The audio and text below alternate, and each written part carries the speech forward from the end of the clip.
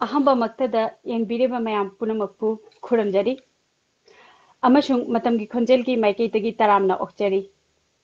ꯉꯁꯤ ꯑꯣꯒꯁꯠꯀꯤ ꯇꯥꯡ 10 ꯃꯅꯤꯄꯨꯔꯤ ꯂꯣꯟꯒꯤ ꯅꯨꯃꯤꯠꯀꯤ ꯌꯥꯏꯐ ꯄꯥꯎꯖꯦꯜ ꯄꯤꯖꯔꯤ ꯉꯁꯤꯒꯤ ꯑꯣꯟꯂꯥꯏꯟꯗ ꯑꯣꯏꯅ ꯂꯩꯖꯔꯤ ꯁꯤꯟꯖꯔꯤꯕ ꯄ꯭रोग्राम ꯑꯁꯤꯗ ꯄ꯭रोग्राम होस्ट ꯑꯣꯏꯅ ꯂꯩꯖꯔꯤ ꯃꯣꯟꯇ꯭ꯔꯤꯌꯜ ꯀꯅꯥꯗꯥꯗꯒꯤ ꯑꯩ ꯑꯣꯅꯥꯃꯤꯀꯥ ꯀꯦꯅꯤ ꯉꯁꯤꯗꯒꯤ ꯆꯍꯤ 19 ꯔꯣꯝ ꯃꯃꯥꯡꯗ ꯆꯍꯤ 1954ꯒ 32ꯒꯤ ꯑꯣꯒꯁꯠꯀꯤ तांग 10दा भारत संविधानदा 9 सुबा तोपसिलदा मणिपुरी कंकानी अमसुंग नेपाली लोनबु चेंथिंदुना भारत राष्ट्रना स्वीकृति पीखी असिगुंबा मणिपुरी जातिगी नुंगाइरबा चाथोकचनिंगाई ओइबा नुमित असिबु ऑब्जर्व तोबा ओइना ngashigi 18 सुबा मणिपुरी लोनगी नुमित निंगसिंग थौरम हाइबा ऑनलाइन प्रोग्राम असे मयामगी मफमदा संदोकचरी अखोगी प्रोग्राम असिदा इकाई खुमनजरिबा गेस्ट ओइना लेबिरी एक्डोगी एग्जीक्यूटिव डायरेक्टर ओजा थौनमजम लोकिकांतो सिंह होजिक अहानबा मक्तदा ओजाबु मणिपुरी लोनगी होजिक ओइरिबा फिबम हिरम असिदा ममल लेरबा वाहै खर थंबीनबा अइना लुलुकचनबगा निंगसंजरी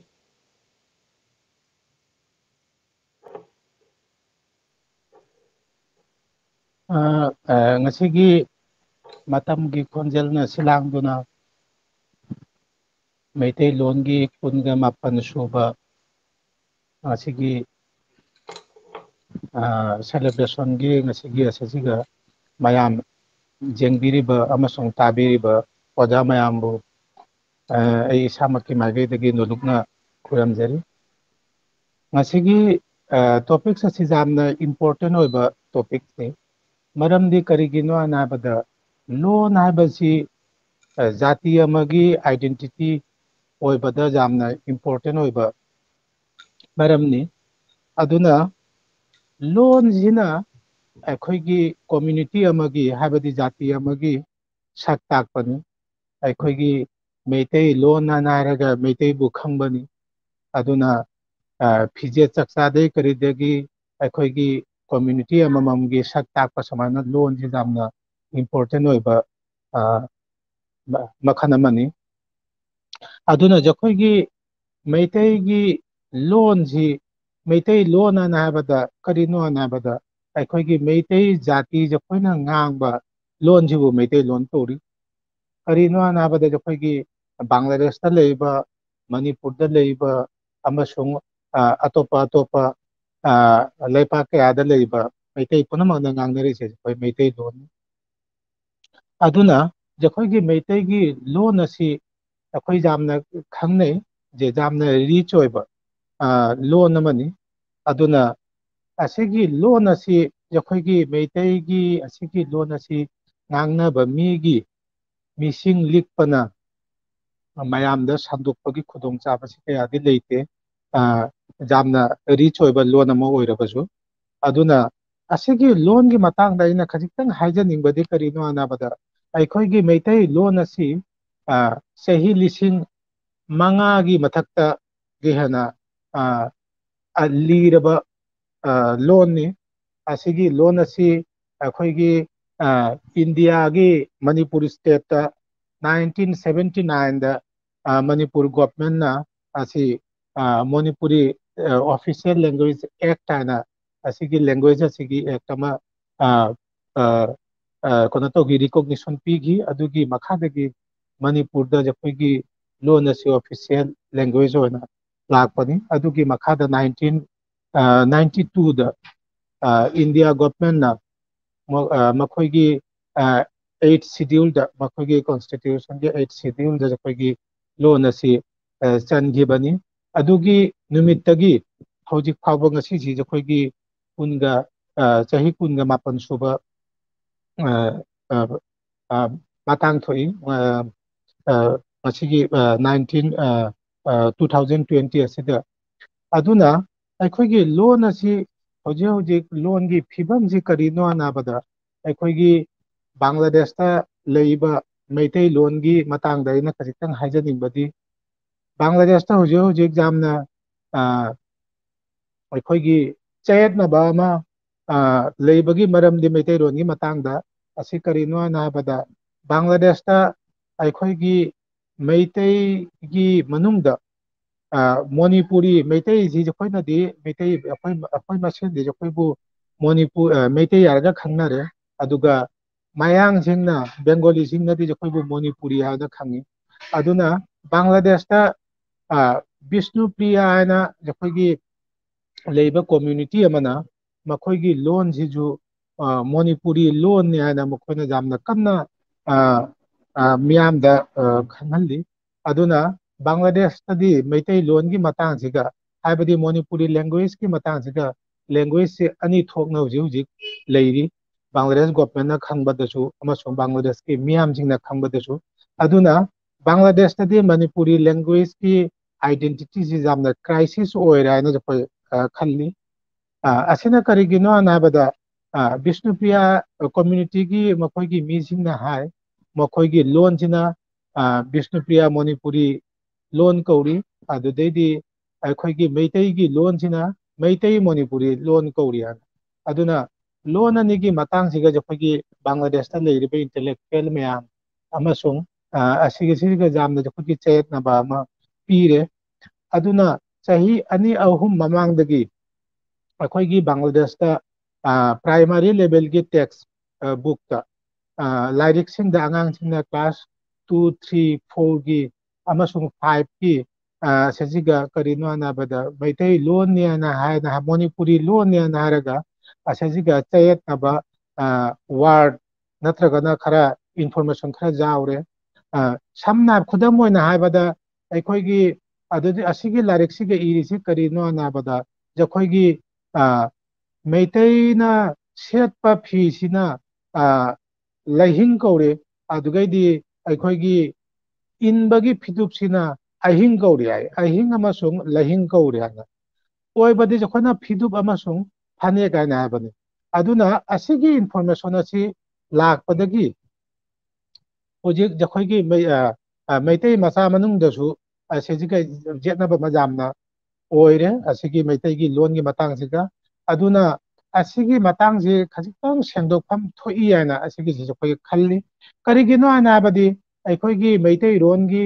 इतिहास जामना चावरबा इतिहास अमनी अखोगी मतम अमदा इंडिया की मनुंग चंद्रिंगैदा जखोगी मणिपुर सी मणिपुर निंगथौना पालिंगै मतमदा ब्रिटिश का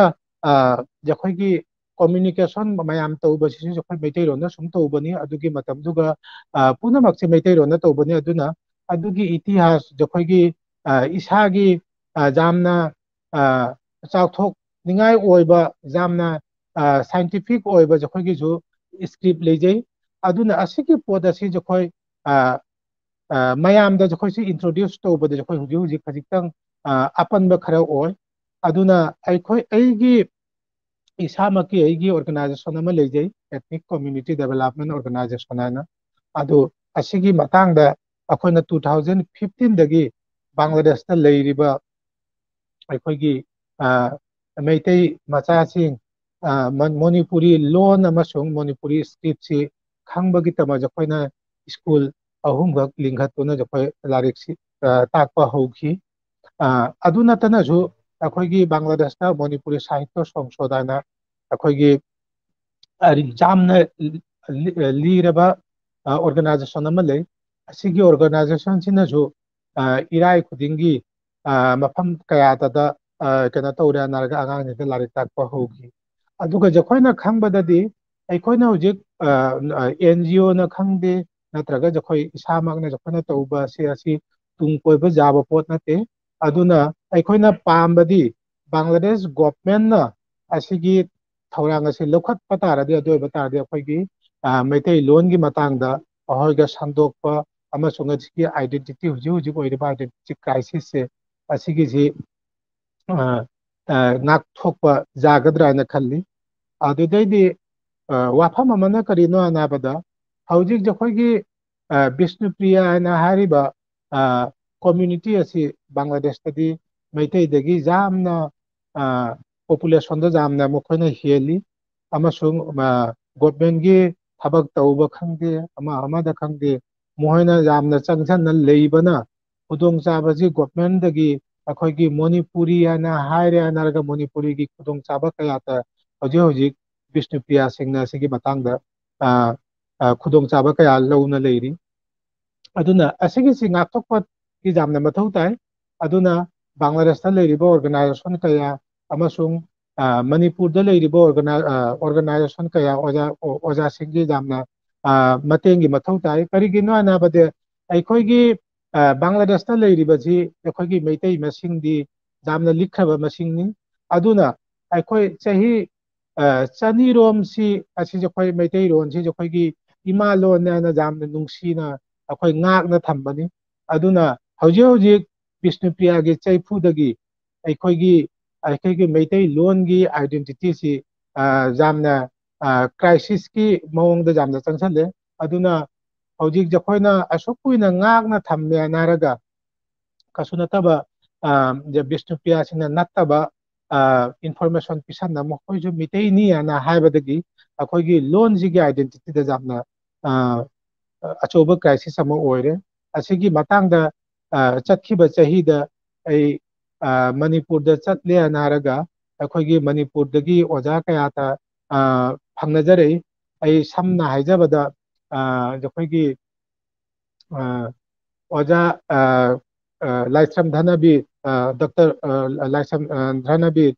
ꯑꯣꯖꯥ ꯗꯣꯛꯇꯔ ꯖꯣꯏ ꯀꯨꯃꯥꯔ ꯄ꯭ꯔꯣꯐꯦꯁꯔ ꯗꯣꯛꯇꯔ ꯖꯣꯏ ꯀꯨꯃꯥꯔ ꯑꯗꯨꯗꯩꯗꯤ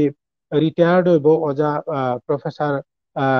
ꯕꯤꯃꯣꯂꯥꯅꯆꯤꯡꯕ ꯑꯃꯁꯨꯡ ꯑꯩꯈꯣꯏꯒꯤ ꯃꯅꯤꯄꯨꯔꯒꯤ ꯍ꯭ꯌꯨꯃꯦꯟ ꯔꯥꯏꯠꯁ ꯀꯣꯃꯤꯁꯟꯒꯤ ꯑꯦꯛꯇꯤꯡ ꯆꯤꯌꯥꯔꯃꯦꯟ ꯈꯥꯏꯗꯦꯝ ꯑꯣꯖꯥ ꯈꯥꯏꯗꯦꯝ ꯃꯅꯤꯒꯁꯨ ꯎꯅꯖꯔꯛꯏ ꯑꯗꯨꯒꯤ ꯃꯇꯥꯡꯗ ꯑꯩꯈꯣꯏꯒꯤ ꯕꯪꯒ꯭ꯂꯥꯗꯦꯁꯇ ꯍꯧꯖꯤꯛ ꯍꯧꯖꯤꯛ ꯑꯣꯏꯔꯤꯕ ꯂꯣꯟꯒꯤ ꯃꯇꯥꯡꯗ ꯀ꯭ꯔꯥꯏꯁꯤꯁ ꯑꯣꯏꯕ ꯃꯌꯥꯝꯁꯤꯡꯁꯤ ꯑꯩ ꯃꯈꯣꯏꯒ ꯋꯥꯔꯤ ꯁꯥꯟꯅꯖꯩ ꯑꯃꯁꯨꯡ ꯃꯈꯣꯏꯒꯤ ꯃꯇꯦꯡ ꯀꯔꯝꯃꯥꯏꯅ ꯇꯧꯔꯦ ꯍꯥꯏꯔꯒ ꯑꯩꯈꯣꯏꯒꯤ ꯕꯪꯒ꯭ꯂꯥꯗꯦꯁꯀꯤ ꯑꯩꯈꯣꯏꯒꯤ ꯍꯧꯖꯤꯛ ꯍꯧꯖꯤꯛ ꯑꯣꯏꯔꯤꯕ ꯀ꯭ꯔꯥꯏꯁꯤꯁꯀꯤ ꯃꯇꯥꯡꯗ ꯑꯁꯤ ꯀꯔꯝꯃꯥꯏꯅ ꯑꯩꯈꯣꯏ ꯉꯥꯛꯊꯣꯛꯄ ꯌꯥꯒꯅꯤ ꯑꯁꯤꯒꯤ ꯃꯇꯥꯡꯗꯁꯨ ꯋꯥꯔꯤ ꯈꯖꯤꯛ ꯁꯥꯟꯅꯖꯔꯛꯏ ꯑꯗꯨꯕꯨ ꯇꯧꯕꯇꯕꯨꯗꯤ ꯀꯔꯤꯒꯤꯅꯣ ꯍꯥꯏꯕꯗ ꯕꯪꯒ꯭ꯂꯥꯗꯦꯁꯀ ꯏꯟꯗꯤꯌꯥꯒꯁꯤ ꯂꯩꯄꯥꯛ ꯑꯃꯃꯝ ꯑꯣꯏꯕꯅꯤꯅ ꯑꯗꯨꯅ ꯇꯧꯅꯤꯡꯉꯦ ꯍꯥꯏꯅꯁꯨ ꯄꯨꯝꯅꯃꯛꯁꯨ ꯇꯧꯕ ꯌꯥꯗꯦ ꯑꯗꯨꯅ ꯑꯩꯈꯣꯏ ꯑꯣꯖꯥ ꯃꯌꯥꯝꯁꯤꯡꯒꯤ ꯁ꯭ꯀꯣꯂꯥꯔꯁ ꯃꯌꯥꯝꯁꯤꯡꯒꯤ ꯃꯇꯦꯡꯁꯦ ꯑꯩꯈꯣꯏ ꯄꯥꯝꯕꯅꯤ ꯀꯔꯤꯒꯤꯅꯣ ꯍꯥꯏꯕꯗꯤ ꯑꯩꯈꯣꯏꯒꯤ ꯕꯪꯒ꯭ꯂꯥꯗꯦꯁꯇ ꯃꯩꯇꯩꯂꯣꯟꯒꯤ ꯑꯥꯏꯗꯦꯟꯇꯤꯇꯤ ꯀ꯭ꯔꯥꯏꯁꯤꯁꯁꯨ ꯑꯣꯏꯕ ꯇꯥꯔꯗꯤ ꯑꯩꯈꯣꯏꯒꯤ ꯃꯩꯇꯩꯁꯦ ꯑꯩꯈꯣꯏꯒꯤ ꯑꯥꯏꯗꯦꯟꯇꯤꯇꯤꯁꯤꯁꯨ ꯌꯥꯝꯅ ꯀ꯭ꯔꯥꯏꯁꯤꯁ ꯑꯣꯏꯒꯅꯤ ꯍꯥꯏꯅ ꯈꯜꯂꯤ ꯑꯗꯨꯅ ꯑꯁꯤꯒꯤ ꯃꯇꯥꯡꯗ ꯑꯩꯈꯣꯏꯅ ꯑꯩꯈꯣꯏꯒꯤꯗꯤ ꯃꯦꯟ ꯁ꯭ꯇ꯭ꯔꯤꯝ ꯀꯣꯃ꯭ꯌꯨꯅꯤꯇꯤ ꯍꯥꯏꯗꯤ ꯑꯄꯨꯟꯕ ꯂꯩꯕꯁꯤꯗꯤ ꯑꯩꯈꯣꯏꯒꯤ ꯑꯣꯖꯥꯗꯩ ꯀꯔꯤꯗꯩ ꯃꯌꯥꯝ ꯂꯩꯕꯁꯤꯗꯤ ꯀꯔꯤꯒꯤꯅꯣ ꯍꯥꯏꯕ ꯃꯅꯤꯄꯨꯔꯗꯅꯤ ꯑꯗꯨꯅ ꯃꯅꯤꯄꯨꯔꯒꯤ ꯑꯣꯖꯥ ꯃꯌꯥꯝꯁꯤꯡꯒꯤꯁꯨ ꯑꯩꯈꯣꯏ ꯃꯇꯦꯡ ꯄꯥꯡꯕꯅꯤ ꯑꯁꯤꯒꯤ ꯃꯇꯥꯡꯗ ꯑꯗꯨꯅ ꯑꯁꯤꯅꯤꯁꯦ ꯑꯩꯈꯣꯏꯅ ꯍꯥꯏꯅꯤꯡꯕꯗꯤ ꯁꯝꯂꯞꯅ ꯑꯗꯨ ꯀꯔꯤꯒꯨꯝꯕ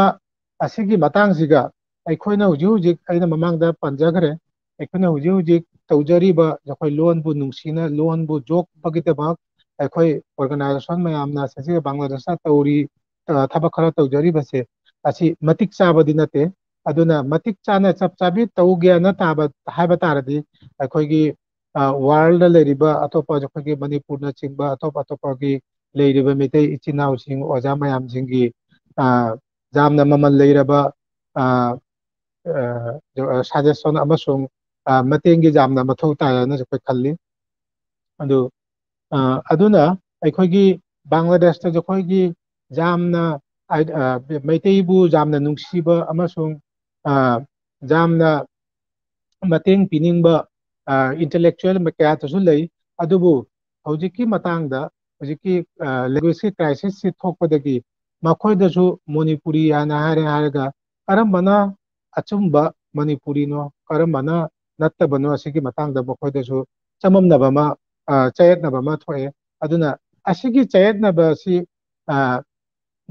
ꯌꯥꯔꯤꯃꯈꯩ ꯈꯔ ꯌꯥꯡꯅ ꯑꯁꯤꯒꯤ ꯀ꯭ꯔꯥꯏꯁꯤꯁ ꯑꯁꯤ ꯑꯩꯈꯣꯏꯅ ꯉꯥꯛꯊꯣꯛꯄ ꯉꯝꯕ ꯇꯥꯔꯗꯤ ꯑꯩꯈꯣꯏꯒꯤ ꯇꯨꯡ ꯀꯣꯏꯕꯗ ꯇꯨꯡꯗ ꯑꯩꯈꯣꯏꯒꯤ ꯑꯩꯈꯣꯏꯁꯨ ꯀꯥꯈꯠꯂꯛꯄꯗ ꯑꯩꯈꯣꯏꯒ ꯆꯥꯎꯈꯠꯄꯒꯤ ꯂꯝꯕꯤꯗ ꯑꯁꯤ ꯌꯥꯝꯅ ꯀꯥꯟꯅꯒꯅꯤ ꯍꯥꯏꯅ ꯈꯜꯂꯤ ꯑꯁꯤꯅꯤ ꯑꯩꯅ ꯍꯥꯏꯖꯅꯤꯡꯕꯗꯤ ꯁꯝꯂꯞꯄꯗ ꯑꯗꯨꯅ ꯍꯧꯖꯤꯛ ꯍꯧꯖꯤꯛ ꯑꯩꯈꯣꯏ ꯂꯣꯟꯒꯤ ꯃꯇꯥꯡꯗ ꯊꯕꯛ ꯁꯨꯕꯒꯤ ꯌꯥꯝꯅ ꯃꯊꯧ ꯇꯥꯏ ꯑꯗꯨꯅ ꯑꯩꯈꯣꯏꯒꯤ ꯍꯧꯔꯛꯄ ꯑꯉꯥꯡꯁꯤꯡ ꯑꯩꯈꯣꯏ ꯀ꯭ꯔꯥꯏꯁꯤꯁ ꯑꯃꯅ ꯀꯔꯤ ꯍꯧꯖꯤꯛ ꯐꯤꯕꯝ ꯑꯃꯅ ꯀꯔꯤꯗꯣꯅ ꯍꯥꯏꯕꯗ ꯍꯧꯖꯤꯛ ꯍꯧꯖꯤꯛ ꯑꯩꯈꯣꯏꯒꯤ ꯑꯉꯥꯡꯁꯤꯡ ꯍꯧꯔꯛꯄꯁꯤꯡ ꯄ꯭ꯔꯥꯏꯃꯥꯔꯤ ꯂꯦꯚꯦꯜꯗ ꯇꯝꯕ ꯅꯠꯇ꯭ꯔꯒ ꯍꯥꯏ ꯁ꯭ꯀꯨꯜ ꯂꯦꯚꯦꯜꯗ ꯇꯝꯕ ꯑꯉꯥꯡꯁꯤꯡ ꯃꯩꯇꯩꯂꯣꯟꯁꯤꯒ ꯕꯦꯡꯒꯣꯂꯤꯒꯤ ꯋꯥꯔꯗꯀꯤ ꯄꯥꯔꯁꯦꯟꯇꯦꯖꯁꯤ ꯌꯥꯝꯅ ꯍꯦꯟꯖꯜꯂꯦ ꯑꯗꯨꯅ ꯇꯞ ꯇꯞꯅ ꯇꯧꯅ ꯑꯩꯈꯣꯏꯒꯤ ꯂꯣꯟꯁꯤ ꯑꯩꯈꯣꯏꯒꯁꯨ ꯑꯇꯣꯞꯄ ꯂꯣꯟ ꯆꯪꯁꯟꯅ ꯑꯩꯈꯣꯏꯒꯤ ꯂꯣꯟꯁꯤ ꯑꯣꯏꯔꯒꯁꯨ ꯃꯥꯡꯊꯕꯒꯤ ꯐꯤꯕꯝꯗ ꯂꯥꯛꯑꯦ ꯑꯗꯨꯅ ꯑꯩꯈꯣꯏꯒꯤ ꯂꯣꯟ ꯑꯃꯁꯨꯡ ꯑꯩꯈꯣꯏꯒꯤ ꯅꯥꯠ ꯑꯩꯈꯣꯏꯒꯤ ꯀꯜꯆꯔꯁꯤ ꯉꯥꯛꯊꯣꯛꯄꯒꯤꯗꯃꯛ ꯑꯁꯤꯒꯨꯝꯕꯁꯤ ꯌꯥꯝꯅ ꯑꯩꯈꯣꯏꯒꯤ ꯂꯣꯟ ꯑꯁꯤ ꯍꯧꯖꯤꯛ ꯍꯧꯖꯤꯛ ꯆꯥꯎꯈꯠꯄꯒꯤꯗꯃꯛ ꯂꯣꯟꯒꯤ ꯃꯇꯥꯡꯗ ꯊꯕꯛ ꯁꯨꯕꯁꯤ ꯌꯥꯝꯅ ꯇꯉꯥꯏ ꯐꯗ꯭ꯔꯕꯅꯤ ꯍꯥꯏꯅ ꯈꯜꯂꯤ ꯑꯁꯤꯒꯤ ꯃꯇꯥꯡꯗ ꯑꯩ ꯑꯃꯨꯛꯁꯨ ꯍꯥꯏꯖꯔꯤꯁꯤꯅꯤ ꯑꯩꯈꯣꯏꯒꯤ ꯃꯌꯥꯝ ꯂꯩꯕꯤꯔꯤꯕ ꯑꯣꯔꯒꯅꯥꯏꯖꯦꯁꯟ ꯃꯌꯥꯝ ꯑꯃꯁꯨꯡ ꯑꯣꯖꯥ ꯃꯌꯥꯝꯒꯤ ꯌꯥꯝꯅ ꯏꯝꯄꯣꯔꯇꯦꯟ ꯑꯣꯏꯕ ꯔꯣꯜ ꯑꯁꯤꯒ ꯊꯝꯕꯤꯐꯝ ꯊꯣꯛꯏ ꯑꯁꯤꯅꯤ ꯑꯩꯒꯤ ꯁꯝꯂꯞꯄꯤ ꯋꯥ ꯑꯁꯤꯒꯤ ꯃꯇꯥꯡꯗ ꯀꯔꯤꯒꯨꯝꯕ ꯀꯅꯥꯅꯁꯨ ꯀꯔꯤꯒꯨꯝꯕ ꯋꯥꯍꯪ ꯂꯩꯕ ꯇꯥꯔꯗꯤ ꯃꯊꯪꯗ ꯑꯃꯨꯛꯀ ꯑꯃꯨꯛ ꯂꯥꯛꯆꯒꯦ ꯍꯥꯏꯅꯔꯒ ꯑꯩ ꯍꯧꯖꯤꯛꯀꯤꯗꯃꯛ ꯑꯩꯒꯤ ꯋꯥꯍꯩ ꯈꯔ ꯊꯝꯃꯤꯁꯦ ꯑꯁꯤꯁꯤꯒ ꯂꯣꯏꯁꯤꯟꯖꯔꯤ